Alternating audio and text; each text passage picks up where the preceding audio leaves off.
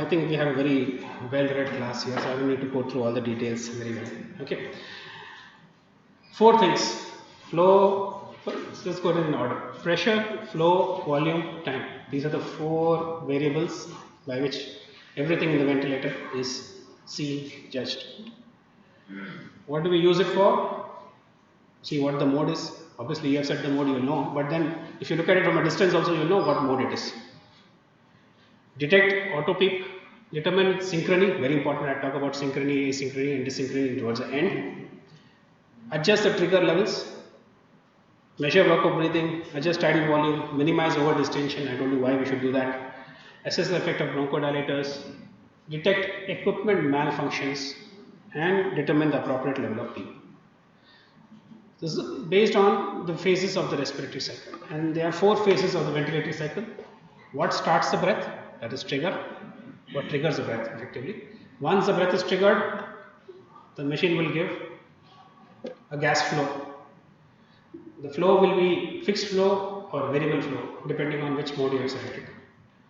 After a specific stage, the machine will decide or the patient will decide that enough flow has come inside, now I should switch to exhalation or cycle to exhalation.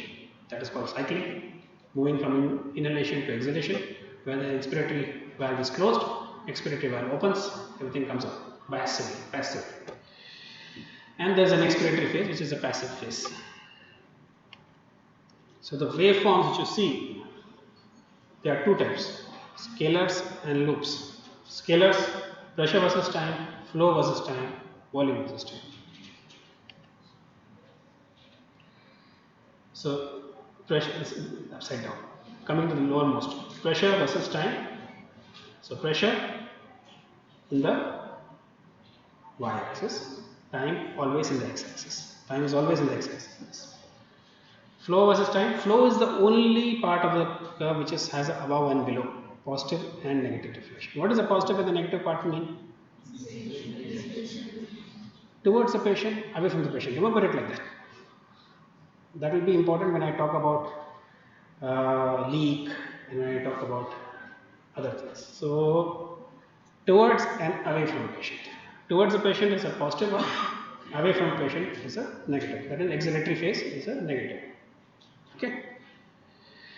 Volume, always above. What goes in has to come out. Less of it comes out, there is a leak. If more of it comes out, there is a active exhalation. You are breathing out from here, more beyond your effort set. Okay, so a volume control and a pressure control. A volume control has a fixed flow. So the flow rapidly rises, remains fixed for the inspiratory time, and once the inspiratory time is over, the machine decides the volume has been delivered. It's called volume cycling. It cycles. The expiratory valve opens and the flow rapidly falls to zero and goes below, and the expiratory phase starts. When you talk about the volume time curve in a volume control, there's a rapid rise because rapidly the machine just pumps in the air to get that volume in, and then the expiratory phase, which is curved. And the pressure is the one which is variable here, right? Volume is fixed, flow is fixed, pressure will be variable. So pressure variation will depend upon the compliance, resistance, and all those factors. So that is the curve which you get. There is sudden rise, which is the initial stage. Do you have a pointer, Anant? Pointer?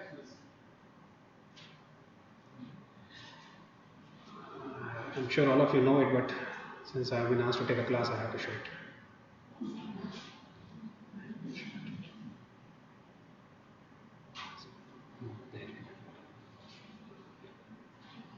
Thank you.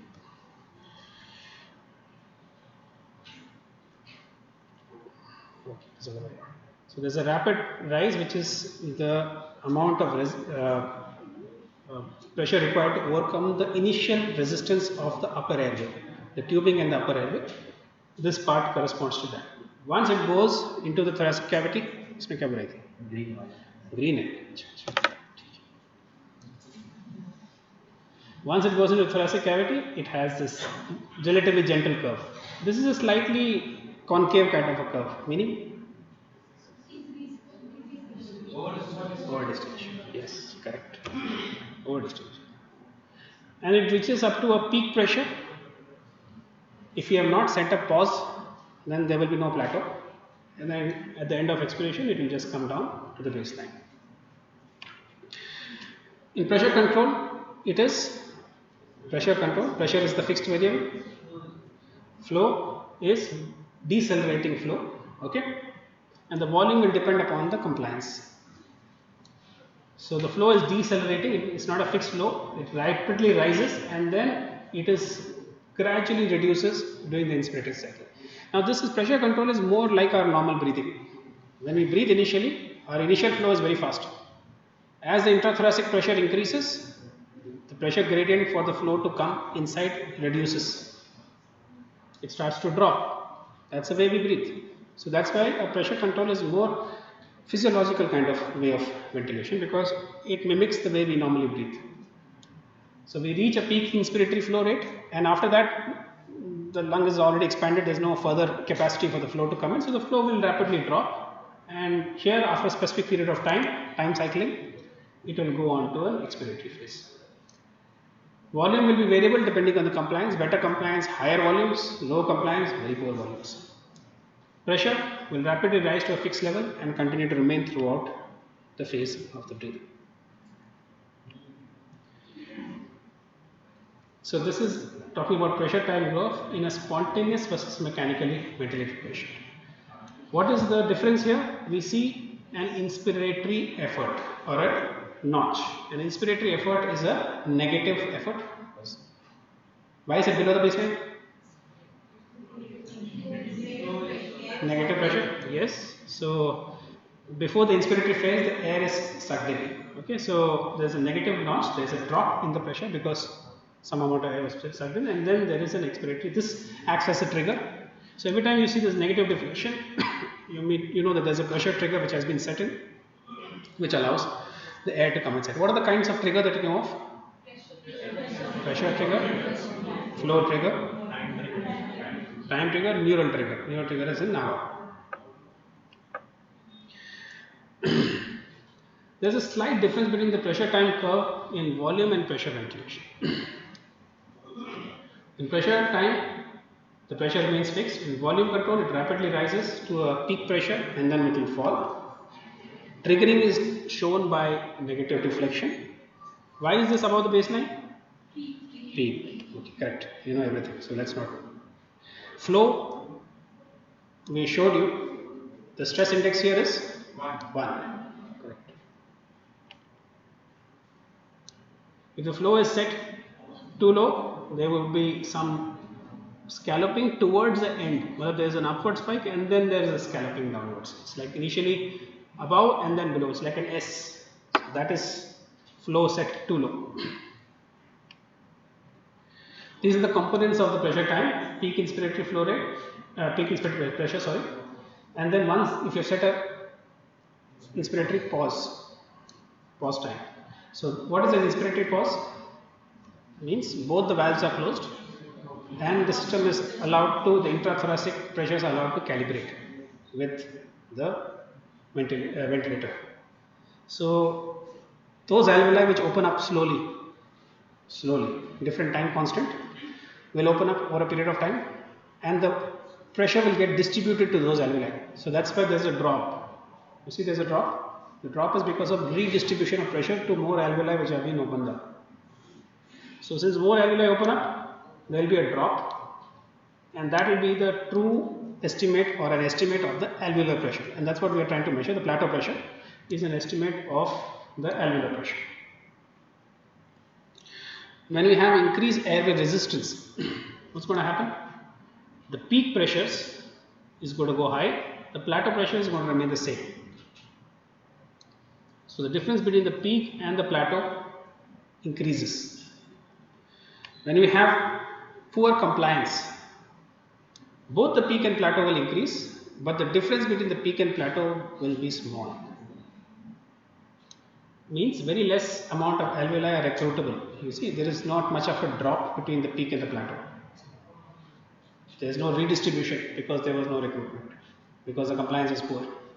So The difference between the peak plateau becomes small, and the entire system or the graph, the peak also is increased and the plateau is also increased. So this is between normal, high resistance, poor compliance. This is, it is all about the baseline. It just says there is some amount of peep attached to it. Coming to the flow time curve, I told you there is a positive part which is towards the patient, negative part away from the patient. Now I will try to make sense of that. There are different flow patterns. A lot of ventilators like to give you these square, decelerating, accelerating sign.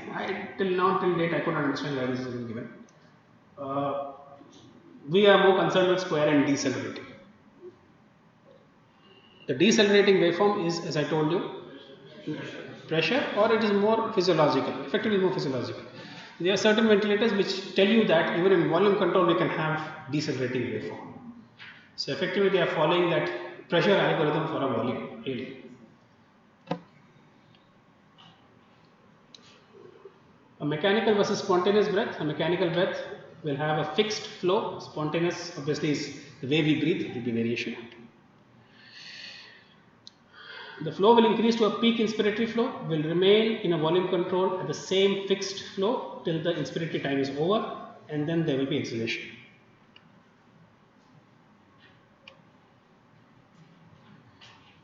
If we compare a flow time versus a volume control versus a pressure control, if you see effectively, the time for inspiration is slightly larger in pressure control as compared to volume control, slightly larger. Why? Because of a decelerating waveform, it takes more time for it to come back to the baseline. So by the sheer dynamics, here it rises fast, stays there, suddenly down, flow 0. Here the flow is going to come down slow. So this time, this inspiratory time is slightly longer in pressure settings as compared to volume settings. So how is it good? In which patient is it good? In which patient is it bad? ARDS, it is good. Different alveoli will open at different time. More time for the alveoli to open because longer inspiratory, slightly longer inspiratory time. So it's good. Where is it bad? COPD, asthma, where you want to reduce your inspiratory time and increase the expiratory phase. Since you are brilliant people, I will not waste more time here. Active efforts, there is this waviness of the flow, flat part of the flow. Air trapping.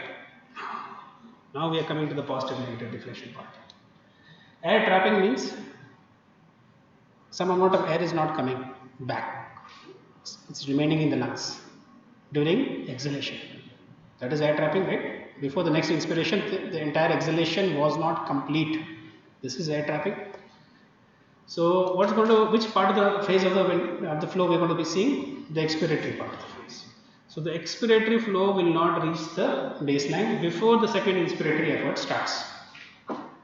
So if you understand, air trapping is a expiratory phenomena where the exhalation is not complete before the second inspiration starts. You automatically look at the expiratory part of the flow. Air leak. Air leak here, the expiration will go above the baseline before it starts. Now what do you understand by this? Air leak. Why is it above the baseline?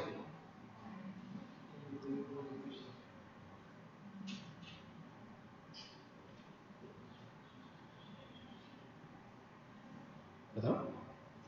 Air leak एक और चीज लिखा है, flow trigger. Flow trigger. What is the problem with the flow trigger? There is an air leak.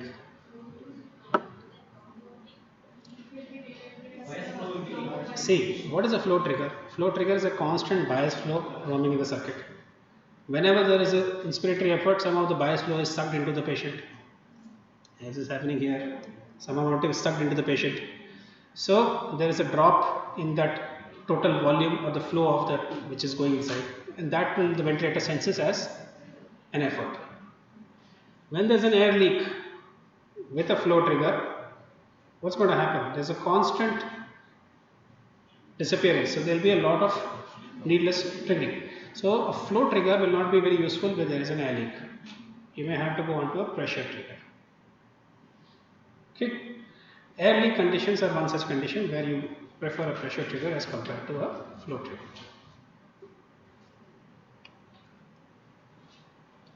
Obstruction versus active exhalation. Obstruction, the expiratory waveform, the peak expiratory flow is reduced and the time taken for exhalation is much more longer. So increased resistance to the expiratory flow, or more time for the expiration to occur, the peak expiratory flow rate is less. Active exhalation, the peak expiratory flow rate is much more higher because we have used force to exhale out and the expiratory time is reduced. Similarly, bronchodilator, peak expiratory flow rate increases and the expiratory time is reduced. So bronchodilator's effect behaves similar to active exhalation. If you talk about graphics, it will behave the same. Now volume versus time. Volume versus time is, there's an inspiratory part and there's an expiratory part. This is also difference there in pressure and volume control. In volume control, rapid rise to volume, rapid fall. It's like a triangle. But in a pressure, it is a more longer inspiratory time, so more curved rise and a rapid fall. So there's a difference in the shape of your volume time in pressure and volume. When we are doing active exhalation, then this graph will go below baseline. Why? This amount of volume came inside, but more volume is coming out. Something more is coming out, so it has to go below the baseline. Air leak, this amount of air went inside, lesser amount of air came out. This is what obvious, air leak. Now coming to loops. So flow volume loop, flow and volume. Flow is on the y-axis, volume is on the x-axis. So flow starts from 0, reaches a peak inspiratory flow rate and delivers the tidal volume. In cycling, it reaches a peak expiratory flow rate, goes back to functional residual capacity. So a normal flow volume loop should be like this. Depending on the pathology, you can see where the problem is going to come. When there is airway secretions of water in the circuit, the inspiratory phase won't be affected because it's just going through with pressure. The exhalation phase, the water will slosh around, will lead to changes in the measurement of the flow which is coming back from the patient. So that's going to lead to this kind of undulations. This is water in circuit. Air trapping. Air trapping is a flow phenomena. We showed it in the flow time scaler. The flow does not reach baseline. Air trapping. Air leak, volume does not reach baseline. Just understand these two differences and you will always get this correct. Invariably people make a mistake in this. You should understand air trapping is a flow problem. Air leak obviously is a volume problem. So air trapping, the flow will not reach baseline. Expiratory flow. Here again, flow not reaching baseline, flow not reaching baseline. Air leak, volume not reaching baseline. So it will finish off at a volume which is not exactly back to the same. It will finish off beforehand. So volume not reaching baseline is air leak. Got it? Increased airway resistance. Again, resistance will affect the expiratory part of the cycle. So we're going to have a decreased peak expiratory flow rate and a prolonged expiratory time, which is like a scoop down pattern. The same thing can be seen in a scalar also and can be seen in a loop also. The other loop which we see is a pressure volume loop. We saw flow volume, now pressure volume. But here there is a difference. There flow was on the y-axis, here volume is on the y-axis and pressure is on the x-axis. There is a difference here. So again start from 0. This is your lower inflection point, upper inflection point and all that stuff which you see.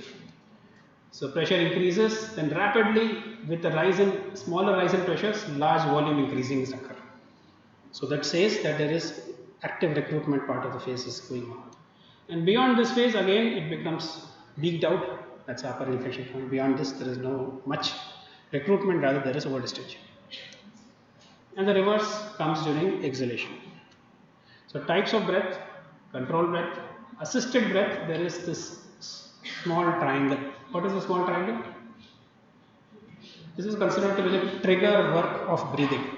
Normally this triangle should be seen as small as possible.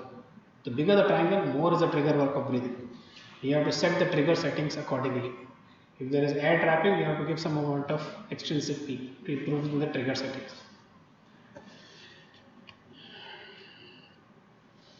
Okay, so PEEP here, because pressure is on the x-axis, beyond the 0 is PEEP. Inadequate inspiratory flow. So there is a scalloping of the inspiratory part. We saw it on the flow time scaler in that, where the flow showed undulations. Air leak, volume not reaching baseline. Volume ending in the volume curve, not reaching baseline. Air leak in different parts. Volume not reaching baseline. Now, work of breathing can be considered in two parts: resistive work, elastic work. Resistive work occurs in this part. Elastic work, or the elastic recoil part, occurs during the exhalation phase. Increased resistance will cause further flattening of the curve. Decreased compliance. Compliance means change in volume per unit change in pressure. With less pressure, more volume, better compliance. With higher pressure, less volume, no compliance. So if the pressure is increasing but the volumes are not going accordingly, this is poor compliance. So if you have a volume targeted ventilation or a volume controlled ventilation, the volume is fixed. 500 ml tidal volume or 400 ml tidal volume is fixed. What's going to change is the pressure levels. So as the compliance reduces, the pressure required to deliver the same tidal volume will keep increasing. So the graph will be shifted to the right. Change in, if we talk about in pressure controlled ventilation, which is fixed here, pressure is fixed. So pressure is fixed at this level. What's going to happen? Change in volume with change in compliance. Good compliance, graph moving upwards. Poor compliance, graph moving downwards. Flatter the graph, poorer the compliance. This is spontaneous breathing. You see a negative inflection, which is the trigger. It knows that it's spontaneous. So controlled ventilation is described as time triggered, flow limited volume cycle. Volume controlled ventilation. Time triggered, what triggers, what is the limit, what is the cycle. These are the three factors in which we decide. Pressure control is time triggered, pressure limited, time cycle. Assist control, the only difference is that it is patient triggered. That's the only difference. Rest of the two, still control word is there. So the other 2 points will remain the same. APCV would be patient triggered, pressure limited, time cycle. Still time cycle. The only time when it becomes totally patient dependent when the cycling changes. It becomes flow cycle. So assist mode, the only thing is difference is the patient triggering. Rest of things will remain the same. Okay, so a pressure support ventilation is patient triggered. First and foremost, pressure support. Patient has to have spontaneous breathing. Flow cycling, instead of time cycling, it is flow cycling. So what is flow cycling? Flow cycling means that when the flow reaches certain percentage of the peak inspiratory flow, the ventilator will decide that the maximum inspiration has occurred and now we should open the valve and cause cycling to occur. This is by default set at 25% of the peak inspiratory flow. So when the flow drops to say 25% of the peak inspiratory flow, automatically the valve will open and cycling will occur. This is flow cycling. So every time you get a cycling above the baseline, you understand? If you this curve in pressure control, it reaches all the way to the baseline. If you get a cycling from above the baseline, it is flow cycle. Automatically you know it is flow cycle. Flow cycling means it's a pressure support ventilation. It's pressure limited because it's a pressure mode after all. So SIMV plus pressure support, this is your total patient triggered breath, because you can see it's a patient triggered breath, a controlled breath, and this is a spontaneous breath which the patient has taken with some amount of pressure support, because it is flow cycle.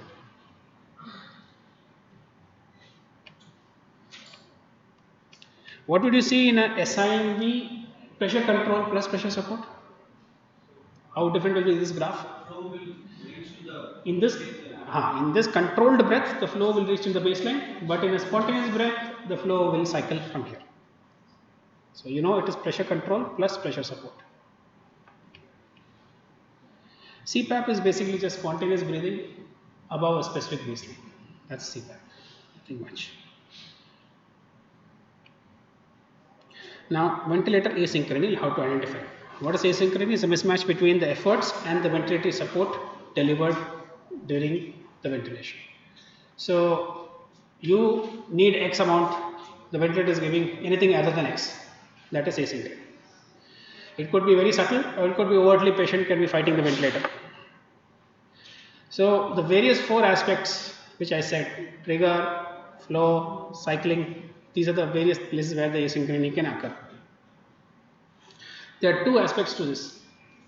Ventilator related asynchrony, where the trigger is not set correctly, where the flow or pressure whichever we are giving is not adequate enough, or the cycling is a problem. So these are the 3 things which is ventilator related. The patient related asynchrony could be because of intrinsic patient related factors, strength of muscles, the neural drive being very high, or the mechanics and compliance problems, resistance and compliance problems within the patient's own chest. How frequent is it? Very frequent. It's considered to be severe when it's more than 10% of the respiratory cycles.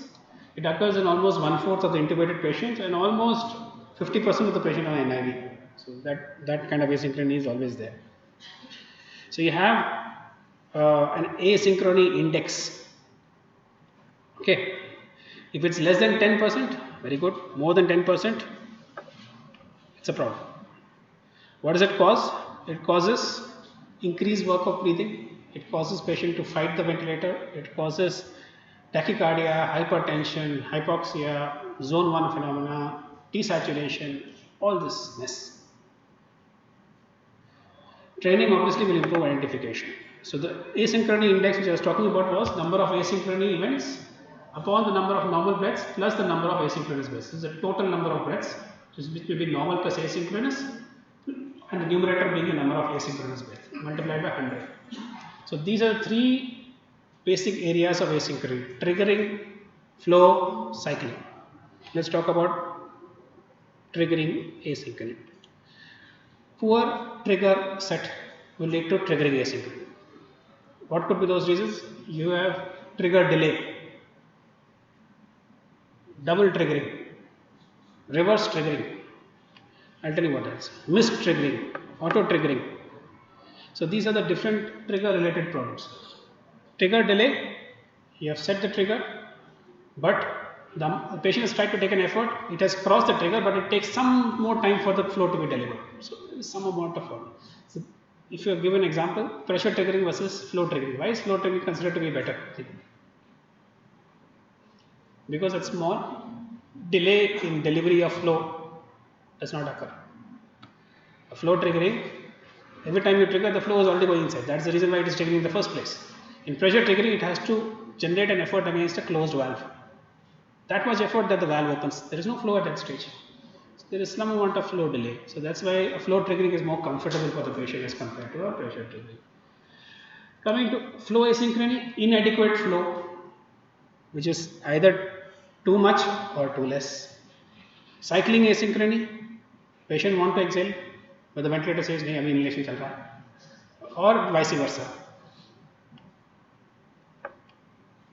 And inappropriate mode, that is mode asynchrony. So first, ineffective wasted effort. This is seen very commonly.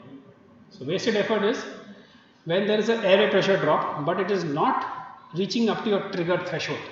You understand? Your trigger threshold is set probably too high. Repeatedly he is trying to trigger, he is making diaphragm is contracting, but it is not crossing that limit because you have set the level too high. How do you recognize it? Ideally, if you have an esophageal manometer in place, it will show you a triggering effort. Every triggering effort is shown by this negative deflection here. Okay, so you can see this triggering effort is not associated with the breath. Here negative deflection but no breath. This negative deflection is associated with the breath. No breath, breath.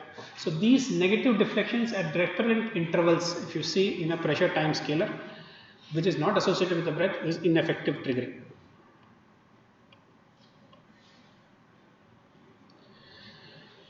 Okay. Solution: adjust the trigger to a lower setting. If the patient's diaphragmatic effort is too high or the respiratory drive is too high, you can sedate the patient. Move to a mandatory mode. But mind you, this is the last step. Or you can reduce the flow trigger. A low flow trigger is something can be less than 1 liter per minute also. You don't have to set it at 2. It's not necessary. You can come down to 1 also. Okay. This, especially in a patient with autopeep, patient of COPD air trapping, there is too much intrathoracic pressure to overcome before the negative effort can be overcome. So it is harder to trigger a breath. And in these cases, you should obviously reduce the trigger sensitivity and apply some amount of extrinsic PEEP to allow the patient to trigger a breath. Give extrinsic PEEP and decrease the pressure.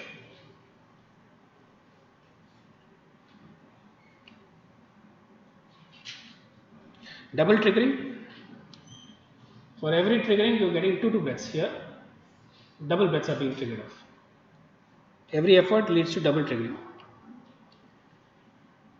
Why does this happen?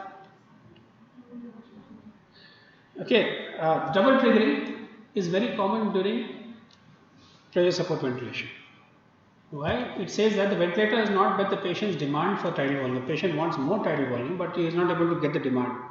And this especially occurs when patients of ARDS, when you are trying to wean them off the ventilator. When the respiratory drive is too high. The drive is too high, and so for one breath is not able to catch enough amount of breath, so there is a double kind of breath which is given. So what is going to happen because of this? The expiratory flow trigger, which is set at 25%. What is happening is, by default it is 25%, the flow is dropping 25%, the compliance is poor, it rapidly drops 25% and immediately it cycles. But here the ventilator feels I haven't got enough time. A pressure control used to give me enough time for me to go all the way to the baseline. Here I am cutting off at 25% itself, so there is a double trigger. So you probably have to prolong the inspiratory time. What they require is a longer inspiratory time. So how do we prolong the inspiratory time? You adjust the expiratory flow trigger till the time the desired tidal volume is achieved. So there are a lot of ventilators which allow you this flexibility. Expiratory trigger sensitivity, ETS. You can adjust that 25% to something like 15%, 20%, 10%. You can get it. That means till the peak, till the flow drops to 10% of the peak flow, then only the cycling will occur. Okay. So that is required in ARDS. In COPD, it's the converse. You have to actually increase the expiratory flow trigger sensitivity to say 30%, 40%, 45%, 50% to allow it to cycle from inspiratory to expiratory. So in COPD, we'll have to change it to 50% or so. In ARDS, we have to reduce it down to 10% or so to allow the time for. Here you want to increase the inspiratory time, there you want to decrease the inspiratory time. You see it in this way. So high respiratory drive, low tidal volume, short inspiratory time. Classical ARDS. Classical. So we increase the tidal volume, you can increase the tidal volume to some extent. You can go on to a pressure assist control mode, which is to give you a longer volume. And finally, if nothing works, then sedation is always there. So what is the problem with double triggering? Ultimately, it leads to air trapping, more volumes and so on.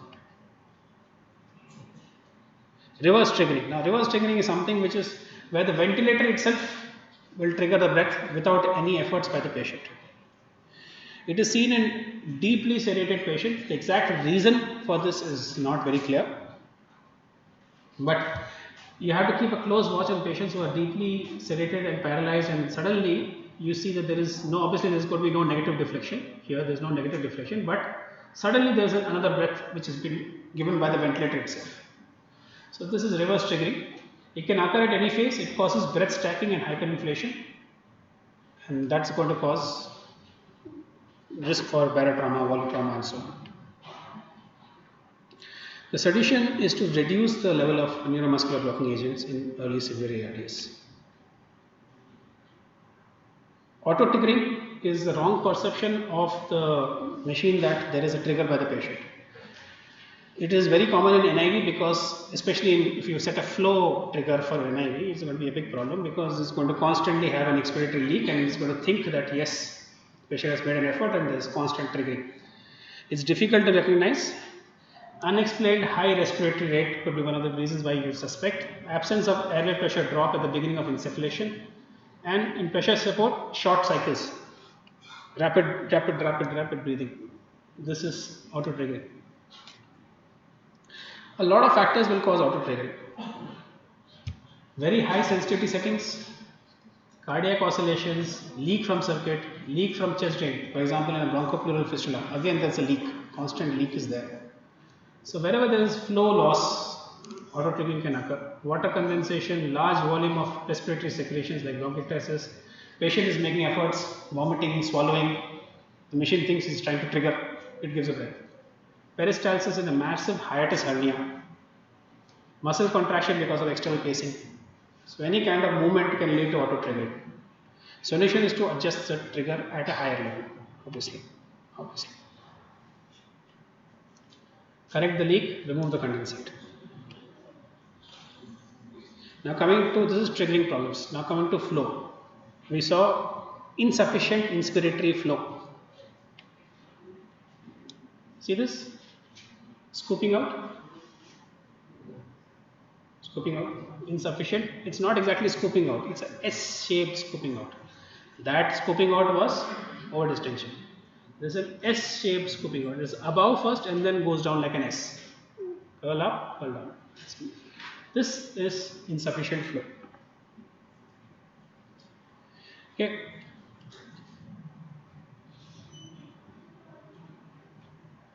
How do we improve the flow? In volume control, flow is fixed. We cannot change. So change to a pressure setting, which is variable flow, so that insufficient flow problem is met.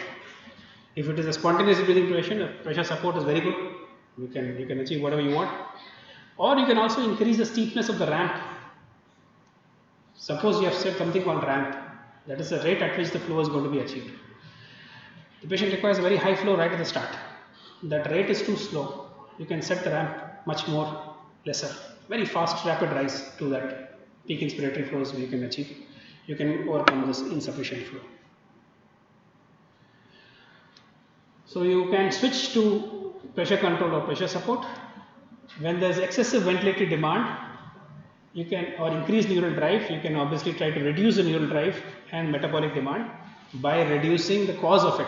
The drive could be pain, could be fever, could be metabolic acidosis where the patient is trying to take deep breaths, excessive amount of anxiety. All these things you should reduce. Over efforts, over assistance. When I say high level of pressure support, this is also equally bad. You would have seen this quite often that if you set the pressure support too high, patient takes 2 breaths and suddenly a long pause, then takes a few small breaths and again a long pause. This is extremely high pressure support set. So a very long insufflation time, so it can first of all in certain subset of patient lead to air trapping and cause further worsening of trigger effort.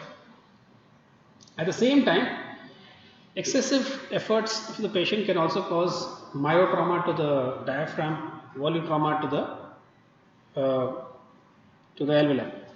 So one has to keep measuring because in a pressure control or pressure support, the volume is dependent on the compliance. You set an X amount of pressure support, you may get tidal volume of 100, you may get tidal volume of 500 or 800 also, depending on the patient's effort. So that you have to constantly keep monitoring how much volume it is taking and subsequently keep reducing the pressure to the volume which you desire.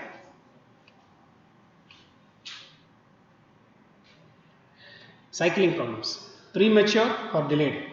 Premature cycling means the patient required more time for breathing, but the ventilator has decided bus, enough. How do you see it?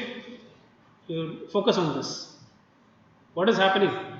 there is a positive deflection of flow in the expiratory phase. What does that mean? Towards the patient. So the patient is still trying to breathe inside when the exhalation phase is starting. So the flow is, there's an upward deflection in the expiratory phase. The flow is reversed because of the patient's effort. So this tells you that the cycling is premature. He required a longer inspiratory time. Correct? So this positive deflection, why is there a positive deflection? Because flow back to the patient. So that will tell you premature cycling. How do we correct it? Obviously, how do we correct it? Decrease the expiratory trigger sensitivity in pressure support ventilation from 25% to say 15 or 10%. You give longer time. If that doesn't correct, convert to pressure control mode where it will give you a longer time. If nothing works, obviously sedate. Everything in answer is sedation is always there. Now the last one, delayed cycling. Delayed cycling means patient wants to exhale, ventilator says no, abhi inspiration chalega. So how do we see it? We see it in the pressure waveform where there is a sudden spike, sudden surge in the pressure towards the end. Why is this occurring? Because patient's active efforts is to resist the flow coming inside. So there is going to be a sudden spike in the pressure. Suddenly the pressure is going to increase because the patient is trying to push against the flow which is coming inside. So there is a spike in the expiratory phase. So if you see this spike in the expiratory phase, it says that there is delayed cycling. So what do you do for delayed cycling? Reduce the expiratory cycle, increase it to say 40% or 50%, so cycling can occur. If there is an air leak, try to get rid of the air leak. In volume control or pressure control, we decrease the time taken for inspiration so that the cycling can occur into exhalation. So conclusion is you have to observe the patient, spend more time on the bedside. That is the only conclusion that I have to give you. Thank you.